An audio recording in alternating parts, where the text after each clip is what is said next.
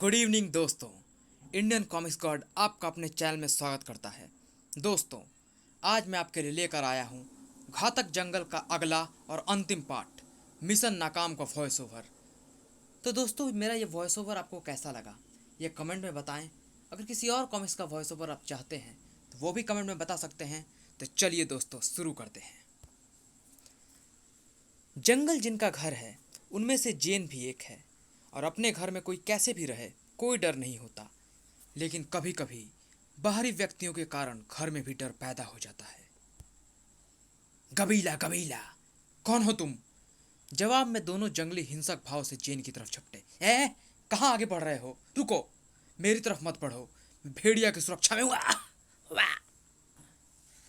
दोनों जंगलियों ने जेन की चेतावनी पर ध्यान दिए बगैर उसे दबोच लिया, लेकिन वे जेन को दबोचे नहीं रख सके।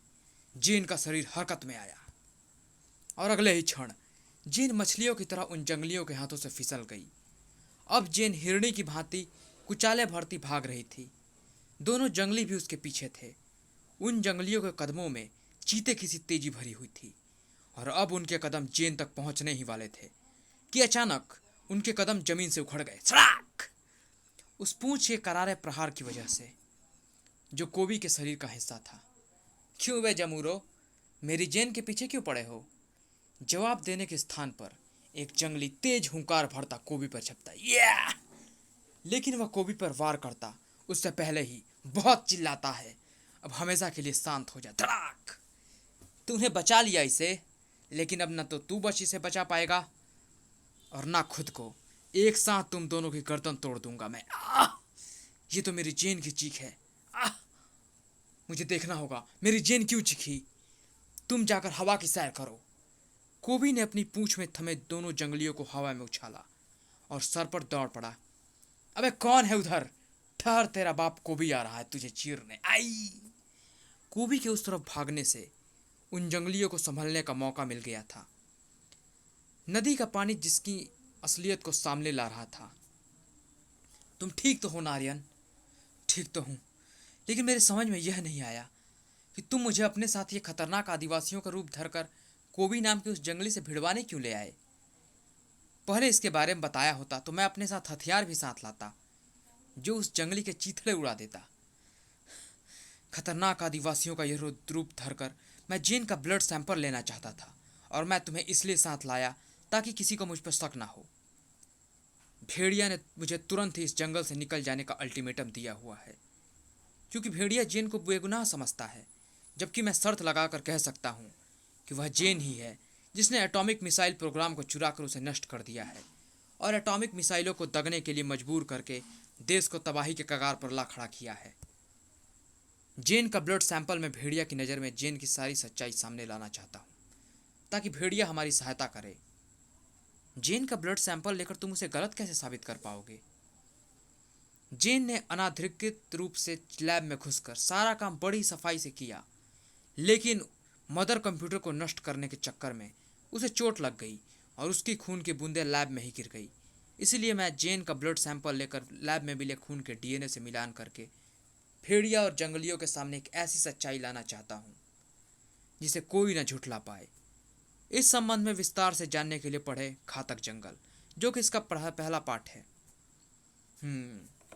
लेकिन उस जंगली ने बीच में आकर सब कुछ गड़बड़ कर दिया। हम जेन का ब्लड सैंपल तो ले नहीं पाए। हाँ, और अब चूंकि कोबी साय की तरह जेन के साथ है, हमें यह सोचना है कि हम कम से कम समय में अपना काम कैसे कर पाएं। कुछ सोचने की जरूरत नहीं है, मैं जाकर कोबी के सीने में गोली मारता हूँ, तुम जेन को पकड़कर उससे फ्लॉपी हासिल करो। ये सब इतना आसान नहीं है जितना तुम सोच रहे हो। इस जंगल में भेड़िया के विरुद्ध कुछ भी करने का मतलब है उस भेड़िया का विरोध करना जिसकी आज्ञा के बिना यह पत्ता भी नहीं हिलता। भेड़िया को दुश्मन बनाकर हम इस जंगल के इंसानों, जानवरों, कीड़े मकोड़ों और यहाँ तक कि पेड़ पौधों को भी अपना दुश्मन बना लेंगे। इसके लिए तो उसी तरीके से काम करना होगा जैसा मैं सोच रहा हूँ।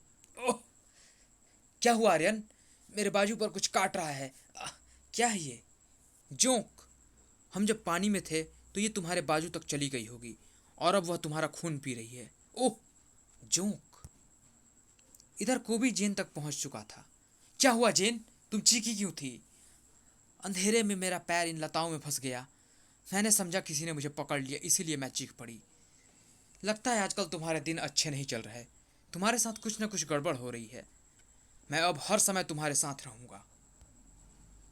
अब जिसने भी तुम तक पहुंचने की कोशिश की उसकी खाल उधेड़ दूंगा। अब क्या हुआ? ये मेरे बाजू से कुछ आ चिपका। ये तो जोक है। मैं अभी से तुम्हारे शरीर से हटाता हूँ। मैं इस जोक को तुम्हारे शरीर से छुड़ाने के लिए इन पत्तों का इस्तेमाल करता हूँ। इनका रस नमक की तरह नमकीन होता है। पत्तों के नमकीन रस ने जोंक को जेन को छोड़ देने के लिए विवश कर दिया। उसी पल कोबी ने उसे मसल डाला। कुछ दिन और जी लेती अगर मेरी जेन के शरीर से ना चिपकी होती। बेचारी जोक बेकार में ही कोबी के हाथों मसली गई। लेकिन इसकी मदद से जेन का ब्लड सैंपल लेने का मेरा प्लान सफल हो गया। ओह, तभी तुमने इस जोक को मेरे शरीर से छुड़ाकर संभाल कर रखा था। हाँ, अब जबकि हमें जेन का ब्लड सैंपल मिल गया है, हमें तुरंत अपने आगे के काम को तुरंत ही अंजाम दे देना चाहिए। अब तुम्हारे पास किसी भी काम को अंजाम देने का समय नहीं है, क्योंकि तुम दोनों का मेरे हाथों बहुत बुरा अंजाम होने वाला है। भेड़िया, हाँ भेड़िया, वह भेड़िया जिसकी जेन को तुम मार डालना चाहते हो। मैंने तुम्हें तुरंत ही जंगल से निकल जाने का हुक्म देकर तुम्हें जान बचाने का एक मौका दिया था, लेकिन तुम अभी भी जेन को नुकसान पहुंचाने का षड्यंत्र रच रहे हो। भेड़िया, मेरी बात सुनो। अब जो कुछ सुनाना है वो भेड़िया को नहीं, यमराज को जाकर सुनाना। तिरंगा अभी भी संयम से काम ले रहा था, जबकि आर्यन मोहन के सब्र का बांध टूट गया था। बहुत घमंड है तुझे अपनी ताकत पर जंगली, लेकिन ताकत इस शहरी जिस्म में भी कम नहीं है, जिसे हमने अभ्यास की भट्टी में तपाया हुआ है। शहर के अभ्यास और जंगल के अभ्यास में बहुत अंतर है बच्चे। वहाँ अभ्यास शौक और शरीर को बनाने के लिए किया जाता है, जबकि जंगल में वही अभ्यास जीवन को बचाने और अपने अस्तित्व को कायम रखने के लिए किया जाता है। इसीलिए जंगल का अभ्यास शहर के अभ्यास की कमर को जल्दी ही तोड़ देता है। तेरी तो कमर के साथ साथ सांसों की डोर भी टूटेगी।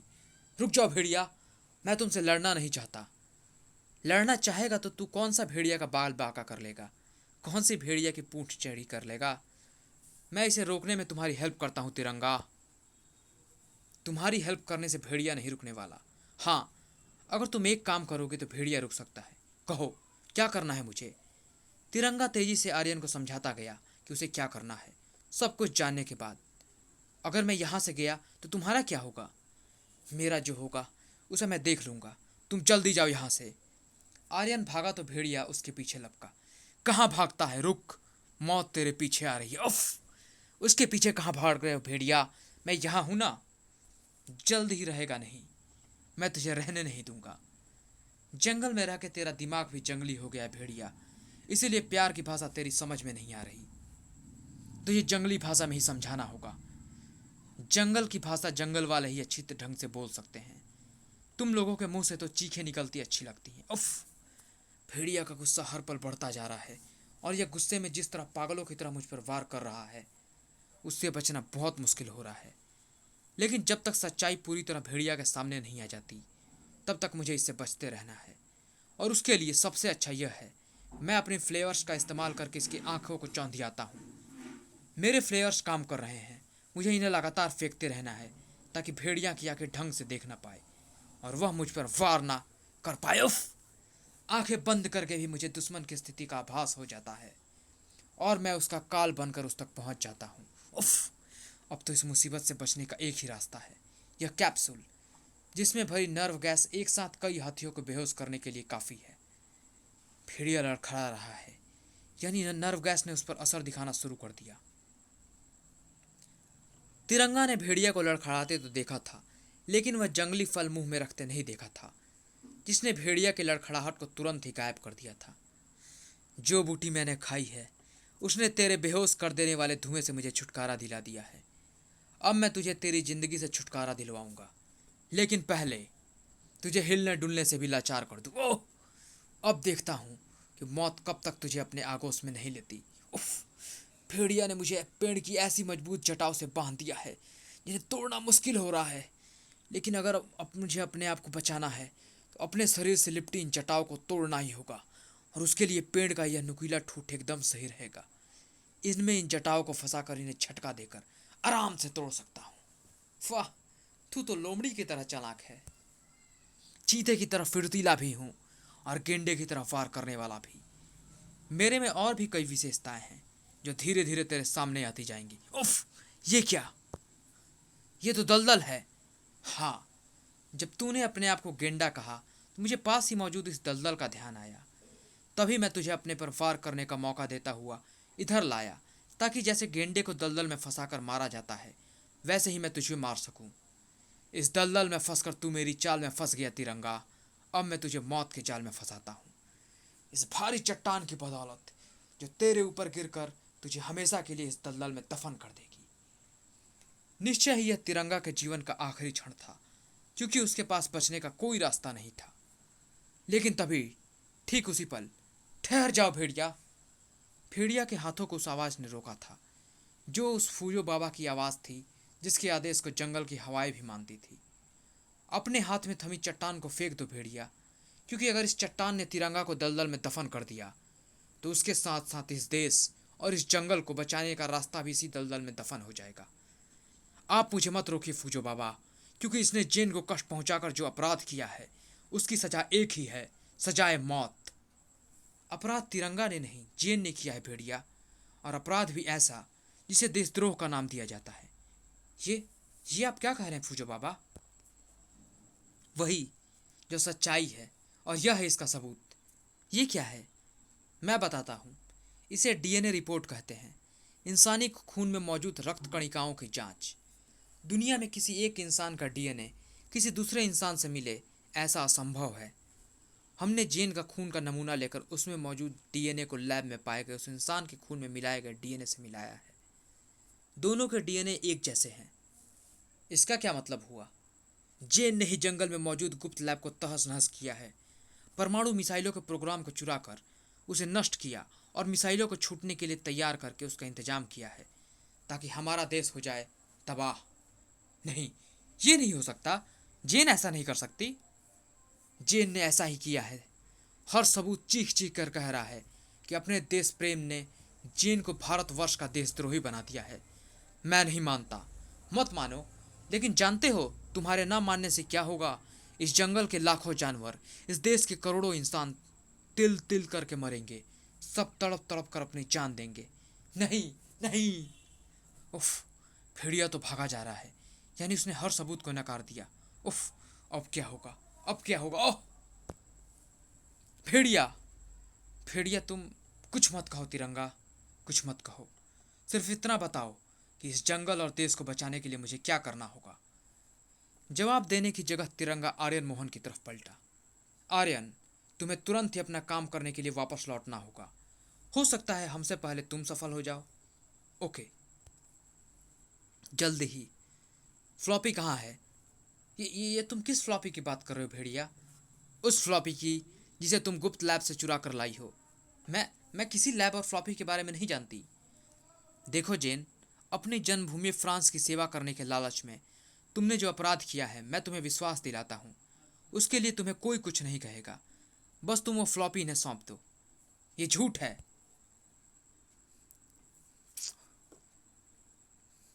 यह सच है, और इस सच का प्रमाण मैं तुमसे पाकर ही रहूंगा। इसलिए अब तुमसे यह प्रश्न कर रहा हूं। ओह, इसका मतलब तिरंगा तुम्हें बरगलाने में सफल हो गया ना? यह तुम्हारे सामने ऐसी उल्टी सीधी दलीलें रख चुका है जिसकी वजह से तुम मुझ पर अपनी जेन पर शक कर रहे हो। अब मैं तुम्हारे साथ नहीं रह सकती। जाने दो मुझे। जेन, यह जिद छोड़ दो, फ्लॉपी दे दो। मेरे पास कोई फ्लॉपी नहीं है, छोड़ो, जाने दो मुझे। जब तक तुम हमें वो फ्लॉपी नहीं दे दोगी कहीं न जी पाओगी। ओह! आह! तुम्हारे बाप का राज है क्या जो तुम जेन को रोक रहे हो? खूब ही तुम। अच्छा हुआ तुम यही हो। तुम भी समझाओ जेन को। समझाऊंगा। पहले तुम दोनों को तो समझा दूं कि अगर मेरी जेन को तंग किया तो न मुंह में दांत रहेंगे न पेट में आ। को भी रुको। तुम्हें पता नहीं जेन के पास ऐसी चीज है जो अगर हमें ना मिली तो ये सारा जंगल, सारा देश तबाह हो जाएगा। भाड़ में गया जंगल और भाड़ में गया देश। मुझे तो सिर्फ इतना पता है, अगर तुम दोनों ने तुरंत ही मेरी जेन का पीछा नहीं छोड़ा तो तुम दोनों मेरे हाथों से तबाह हो जाओगे। उफ, मंद बुद्धि को भी हमारी बात नहीं सुनेगा। सुनानी तो होगी, वरना जेन उस फ्लॉपी को लेकर यहाँ से निकल जाएगी। वो देखो, वो यहाँ से भागने की फिराक में है। वह यहाँ से नहीं भाग पाएगी।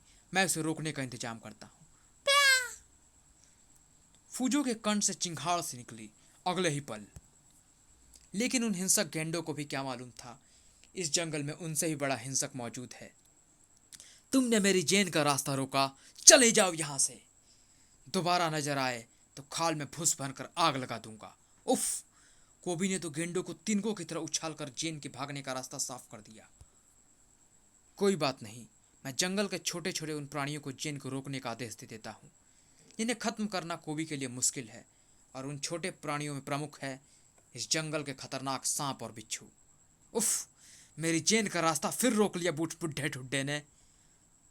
बोल गया ना ठे, अब इस बुढ़ापे में कोबी जैसे जवान से टक्कर लेगा तो ये तो होगा ही।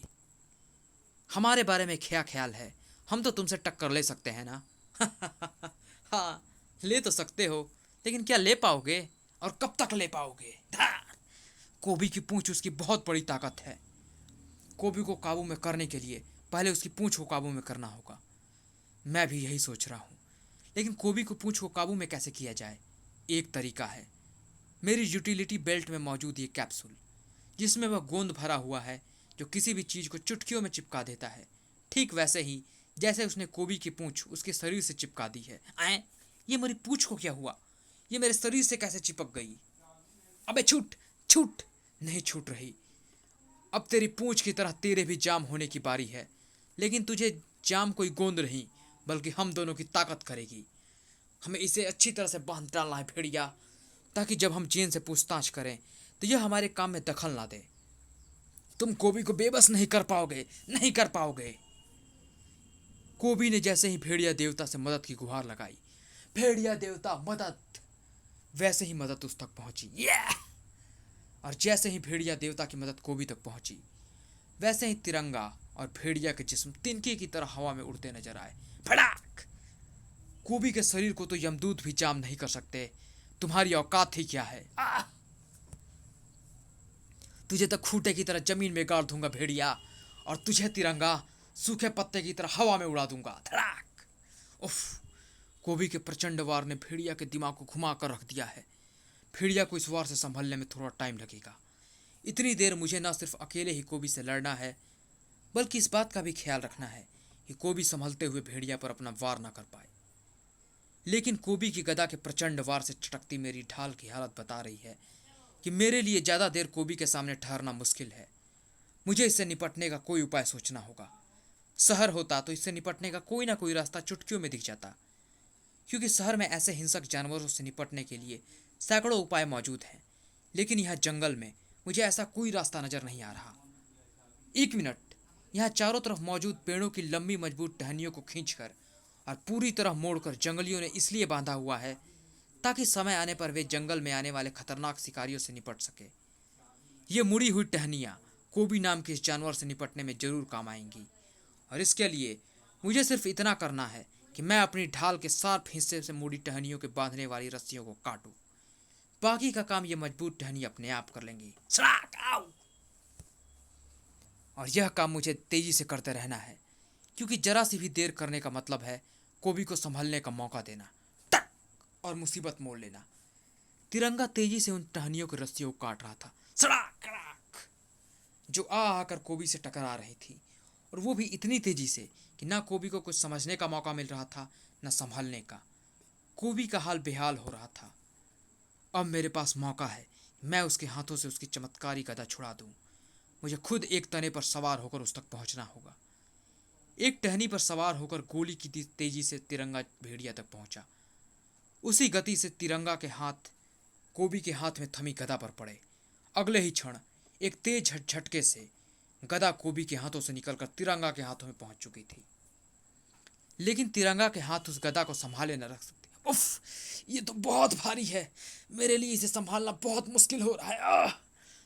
उस गदा को छोड़ो तिरंगा, वह दैवीय गदा है जिसे कोबी के अलावा कोई और नहीं उछाल सकता। आओ, हम कोबी को ऐसे ही संभाल लेंगे। तुम सही समय पर संभल गए भेड़िया, ये अच्छा ही हुआ। अब कोबी हम दोनों के हाथों से नहीं बच सकता। कोबी भी यह बात समझ चुका था। तभी, मेरे भेड़ियों, चले आओ, चले आओ, चले आओ नमक हरामों। उफ! इसे चीखने का मौका मिल गया। ये अच्छा नहीं हुआ, क्योंकि इसकी पुकार पर अब दौड़ी चली आएंगी भेड़िया फौज, कोबी के इशारे पर हमें नोच डालने के लिए। अब हम अपना बचाव करने के सिवा कुछ नहीं कर सकते। उफ! कोबी की यह बात मालूम थी, मेरी भेड़िया फौज इन्हें नोच डालेगी। आओ जेन, हम चलें। लेकिन सामने तो भयंकर सांप और बिच्छू हैं। इनकी चिंता मत करो, जब तुम्हारा कोबी तुम्हारे साथ है तो ये तुम्हारा रास्ता नहीं रोक सकते। वैसे जाना कहाँ है? इस जंगल से बाहर। भेड़िया हम दोनों को यहाँ चैन से नहीं जीने देगा, इसलिए मुझे इस जंगल से नफरत हो गई है। अब हम जंगल में जाकर रहेंगे। वहाँ हमारा एक छोटा सा घर होगा और उस घर में सिर्फ मैं और तुम। ना कोई भेड़िया होगा और ना ही कोई जंगली जानवर। बिल्कुल ठीक, मैं तो कब से तुम्हें यही बात कहता आ रहा हूँ, लेकिन तुम मानती ही नहीं थी। आज मान गई हो। आज मुझे तुम्हारे साथ घर बसाने से कोई नहीं रोक सकता। कोबी को रोकने वाले जो थे वे खुद रुके हुए थे, भेड़ियों के उस विशाल झुंड में जो उनकी सांसें रोकने को उतारू थीं। भेड़िए तो चारों तरफ से तूफान की तरह हमारी तरफ भागे आ रहे हैं। कोबी उन्हें ऐसा ही आदेश दे गया है, जब तक हमारी एक भी बोटी मौजूद है भेड़ियों का आना नहीं रुकेगा। और हमारी मजबूरी यह है कि हम इन्हें मार भी नहीं सकते। इनमें से एक भी मर गया तो समस्या और भी बढ़ जाएगी। इनसे छुटकारा पाने के लिए कुछ और सोचना होगा। लेकिन क्या? फूजो बाबा इन भेड़ियों की भाषा जानते हैं। अगर हम इन्हें होश में ले आएं तो वे इन भेड़ियों को आदेश देकर इनसे हमारा पीछे छुड़वा सकते हैं। लेकिन ऐसा तभी हो सकता है जब फूजो बाबा जल्दी होश में आ जाएं। लेकिन सवाल यह है कि कैसे फूजो बाबा को जल्दी से जल्दी होश में लाया जाए। सवाल तो है, लेकिन इसका जवाब भी है। मेरे पास अमोनिया साल्ट नामक केमिकल है। यह इंसान की होश में आने की प्रक्रिया को तेज करता है। अब यह हमारी किस्मत है कि फूजो बाबा पर यह प्रक्रिया कितनी तेज होती है। दोनों की किस्मत अच्छी थी। होश में आते ही फूजो ने सबसे पहला काम वही किया। वुफ वुफ वुफ वुफ, भेड़ियों को शांत करने का और वहां से चले जाने का आदेश दिया। और उस आदेश का तुरंत पालन हुआ था। कोबी ने तुम्हारे लिए जो भेड़िए बुलाए थे वे वापस लौट रहे हैं। लेकिन कोबी कहाँ है? जेन उसे हमेशा के लिए इस जंगल से बाहर ले जा रही है, और अब तक तो वह उसे लेकर काफ़ी दूर पहुंच भी गई होगी। कोबी के साथ इस जंगल से निकलने का जेन का आइडिया बहुत ही शानदार है।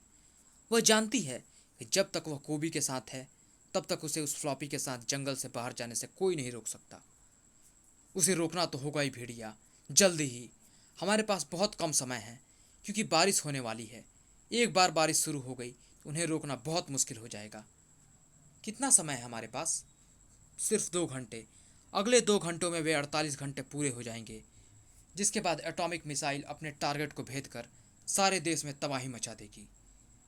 जिधर कोबी चेन के साथ गया है, मैं उधर के सभी पशु पक्षियों को आदेश दे देता हूँ कि कोबी को रोकें। हालांकि वे ऐसा कर तो नहीं पाएंगे, लेकिन वे तुम्हें इतना समय जरूर दे देंगे कि तुम वक्त रहते उस तक पहुँच पाओ। आओ भेड़िया। तिरंगा और भेड़िया भाग खड़े हुए थे, उसे रोकने, जो किसी से रुकने का नाम नहीं ले रहा था। तुम सब मुझे रोकने आए हो? भाग जाओ, नहीं तो तुम सभी की सांसें रुक जाएंगी। हमारी तरफ और ही हिंसक जानवर बढ़े आ रहे हैं कोबी। आने दो जेन। जो भी यहाँ आएगा जिंदा वापस नहीं जाएगा। जल्द ही 2 इंसान भी कोबी को रोकने पहुंचने वाले थे। वह रहा कोबी, जेन भी उसके साथ हैं। अब वे यहाँ से आगे नहीं जा पाएंगे। उफ उफ, ये किन प्राणियों ने हम पर हमला किया? हमलावरों को देखकर तो तिरंगा ही नहीं, भेड़िया भी सकते में आ गया। ओह माय गॉड, ये तो डायनासोरस युग के प्राणी है। ये यहाँ जंगल में कहाँ से आए? मैंने तो इन्हें जंगल में कभी नहीं देखा तो इन्हें इतना ध्यान से देखने में समय मत गंवाओ, वरना अपने आप को बचाओ, वरना कुछ भी देखने लायक नहीं रहोगे। डायनासोरस युग के प्राणियों को इस युग में देखना बेहद रहस्यमयी और विचित्र तो लग रहा है, लेकिन सच्चाई आंखों के सामने है, इसलिए इसे झुठलाया कैसे जा सकता है? जानते हो इससे भी विचित्र बात क्या है भेड़िया? ये खतरनाक प्राणी हमारे ऊपर सिर्फ इसलिए झपटे हैं ताकि हम कोबी और जेन तक ना पहुंच पाए। 1 मिनट, ये आवाज़ कैसी? आवाज़ बहुत धीमी है, लेकिन फिर भी मैं उसे पहचान सकता हूँ। वह किसी मशीन के चलने की आवाज़ है। मशीन! ओह, सब समझा। डायनासोरस युग के ये खतरनाक प्राणी हमें रोकने के लिए इस युग में कहाँ से आए? ये मशीनी प्राणी है भेड़िया, रिमोट चालित। हम कोबी तक ना पहुँच पाए इसीलिए किसी ने इन मशीनी प्राणियों का हमला हम पर करवाया है। लेकिन किसने? मैंने। और तुम मुझे अच्छी तरह पहचानते हो भेड़िया। Yes, King Luna. वह किंग लूना जिसने तुमसे कई बार बात खाने के बाद भी तुम्हारा और कोबी का अंत करके इस जंगल पर राज करने का ख्वाब देखना नहीं छोड़ा। लेकिन अब मेरे हाथ ऐसी हकीकत लग गई है जिसके बल पर मैं इस जंगल पर तो क्या, सारे देश पर राज करूंगा। तुमसे और कोबी से मिली पिछली शिकस्त से तिल मिलाकर मैंने फैसला किया, मैं तुम दोनों को खत्म करने के लिए तुम्हारी और जंगल की हर जानकारी को हासिल करूंगा। और इसके लिए मैंने तुम्हारे और कोबी के इर्द गिर्द व जंगल के चप्पे चप्पे पर अपने वे कैमरे लगा दिए जो हवा में उड़ने वाले सैकड़ों पक्षी, पेड़ पर रहने वाले सरीसृपों और जंगल की जमीन पर दौड़ने वाले सैकड़ों छोटे बड़े जानवरों के रूप में थे। इन कैमरों को मैंने इस तरह डिजाइन किया था, उन्हें देखकर कोई भी ये ना समझ सके कि वे यांत्रिक प्राणी हैं या वास्तविक। मेरे वे कैमरे तुम्हारी और जंगल के चप्पे चप्पे की सूचना और तस्वीरें मेरी हाई फाई लैब में भेज रहे थे। एक दिन उन्हीं कैमरों ने जंगल के एक हिस्से से मुझे एक ऐसी तस्वीरें भेजी जिन्हें देखकर मैं दंग रह गया। वह हिस्सा जंगल का वर्जित हिस्सा था और वहां मुझे एक गुप्त लैब नजर आ रही थी। बस फिर मैंने मक्खी की शक्ल और आकार के सैकड़ों नैनो कैमरे और यंत्र तैयार किए और उस लैब का सारा राज जानने के लिए उन्हें लैब में दाखिल करा दिया। मैंने उस गुप्त लैब में होते सारे प्रोजेक्ट और वहाँ की सुरक्षा व यांत्रिक व्यवस्था के बारे में जाना। फिर मैंने विदेशों में यह खबर पहुँचा दी, अगर मुझे मेरी मनचाही दौलत मिले तो मैं भारत को उसी के बनाए परमाणु मिसाइलों से ख़त्म कर सकता हूँ। कई देशों के प्रतिनिधियों ने मुझसे संपर्क किया। बस मैंने अपना काम शुरू कर दिया, लेकिन चूंकि उसमें तुम्हारे और कोबी के बीच में आने का खतरा था, इसीलिए मैंने एक योजना बनाई। मैंने अपने ही एक जांबाज और चालाक चेली को जेन का रूप दिया और उसे जंगल की लैब में काम करने के लिए भेज दिया। चूंकि मुझे उस लैब की सारी सुरक्षा व्यवस्था का पता था, इसीलिए मेरी बनाई उस जेन का लैब में पहुंचना और वहां से मिसाइलों को चालू करके सारे प्रोग्राम को कॉपी करके लौटना कोई मुश्किल काम नहीं था। उस लैब में होने वाली गड़बड़ी की सूचना तिरंगा तक पहुंच गई और वहां से तिरंगा अपने एक साथी के साथ जंगल में आ गया, यानी पूरा जंगल सतर्क हो गया। ऐसे में मेरी बनाई जेन कंप्यूटर फ्लॉपी के साथ जंगल में फंस गई। अब मुझे अपना सारा प्लान चौपट और हर ख्वाब नष्ट होता नजर आया। तब मेरे दिमाग में वह नायाब योजना क्रौंधी जो मैंने नकली जेन बनाते वक्त सपने में भी नहीं सोची थी। मैं जानता था कि कोबी जेन को कितना चाहता है, इसीलिए मैंने कोबी की सहायता से अपनी जेन को फ्लॉपी के साथ जंगल से सुरक्षित बाहर निकालने की योजना बनाई। और उसके लिए मैंने बड़ी ही सावधानी से असली जेन का अपहरण करवाकर उसे जंगल में ही एक अंधेरी गुफा में बांध कर डाल दिया और उसकी जगह नकली जेन को फिट कर दिया। मैंने एक तैयारी और की, जेन के शरीर की गंध वाला परफ्यूम बनाया, क्योंकि कोबी में जानवर के गुण हैं और उसी गुण के कारण वह शरीर की गंध से जेन की असलियत पहचान जाता। लेकिन चूंकि मेरी जेन कोबी के सामने पहुंचने से पहले अपने शरीर पर परफ्यूम छिड़क चुकी थी, इसीलिए कोबी की जानवर प्रवृत्ति भी धोखा खा गई। लेकिन इसके बावजूद भी तिरंगा अपने बेमिसाल दिमाग की बदौलत सारी गड़बड़ को समझ गया। लेकिन अब उससे क्या होता है, अब तुम्हारे साथ तिरंगा भी मेरी बनाई मौत के वश में है और कोबी मेरी बनाई जेन के वश में। अब मैं कोबी और एटॉमिक प्रोग्राम की इस फ्लॉपी को लेकर यहाँ से निकल जाऊँगा, लेकिन जल्द ही मैं अपने आकाओं से ढेरों दौलत लेकर यहाँ राज करने वापस आऊँगा। लेकिन अफसोस भेड़िया, उस समय न तुम होगे और न इस देश के एक बड़े हिस्से की जनता, क्योंकि तुम सब तो उस एटॉमिक मिसाइलों से तबाह होने वाले हो जो अब कुछ ही देर में फटने वाली है। उफ, बारिश शुरू हो गई। अच्छा है, अच्छा है। इस बारिश के साथ आकाश से कहर बरसेगा तो बड़ा मजा आएगा। मैं चला तिरंगा, तुम्हें और तुम्हारे देश को तबाही मुबारक हो। तिरंगा और भेड़िया के पास न किंग लूना को रोकने का कोई रास्ता था और न कोबी को। आओ कोबी, हम चले अपनी नई दुनिया की ओर। हाँ जेन, चलो। ठहरो, क्या हुआ कोबी? मैं तुम्हारे साथ नहीं जा सकता। क्यों? क्योंकि तुम मेरी जेन नहीं हो। तुम जेन ही नहीं हो, क्योंकि जेन के शरीर की गंध को मैं खूब पहचानता हूँ। शरीर की गंध? ओह नो, बारिश! Oh my God! बारिश ने हमारा सारा प्लान बिगाड़ दिया। मेरी बनाई जेन के शरीर पर असली जेन की शरीर की गंध का जो परफ्यूम था वो बारिश में बह गया। अपनी जानवर गुण के कारण कोबी नकली जेन की असलियत को पहचान गया है। तुम कोई चुड़ैल हो, बताओ बताओ मेरी जेन कहाँ है। तड़ तड़ तड़ तड़ तड़ तड़, खत्म करो उसे, वरना उसे संभालना मुश्किल हो जाएगा। कोबी पर हमला, कोबी पर हमला, कोबी को मारने की कोशिश। था, अब तुम में से कोई जिंदा नहीं बचेगा, कोबी किसी को जिंदा नहीं छोड़ेगा। इस पर अपने खतरनाक यांत्रिक जानवरों से हमला करवाना होगा। हर आ कोबी पर और भी खतरनाक हमला। संभलो कोबी आ। भेड़िया को वहां देखते ही कोबी ने तुरंत पैतरा बदला। मुझ पर भयंकर हमला हो रहा है और आप खड़े खड़े देख रहे हैं। आप मेरे लिए कुछ कीजिए ना भैया भैया। अगर हम यहाँ से छूट जाएं तो हम जरूर तुम्हारी मदद करेंगे। आपका यहाँ से छूटना कौन सी मुश्किल है, अभी मैं आपको छुड़ाता हूँ। है भेड़िया देवता मदद। जैसे ही कोबी के हाथ में गदा आई, वैसे ही अब तो इसका बाप भी आपको छोड़ेगा। लो, आप छूट गए। कोबी तुमसे बड़ी ही इज्जत से पेश आ रहा है। खोबी को जिससे मतलब होता है उसे ऐसे ही मक्खन लगाता है। चलो फिलहाल उसकी वजह से हमें जो फ़ायदा भी तो हुआ है, आओ। कोबी के साथ साथ अब भेड़िया और तिरंगा भी उस लड़ाई में शामिल हो चुके थे। और जब 3 लड़ाके एक साथ लड़ रहे हों तो भला उस लड़ाई को ख़त्म होने में कितनी देर लगनी थी। भेड़िया और कोबी सभी दुश्मनों को चित कर चुके थे और तिरंगा नकली जेन को काबू में कर उससे फ्लॉपी हासिल कर चुका था।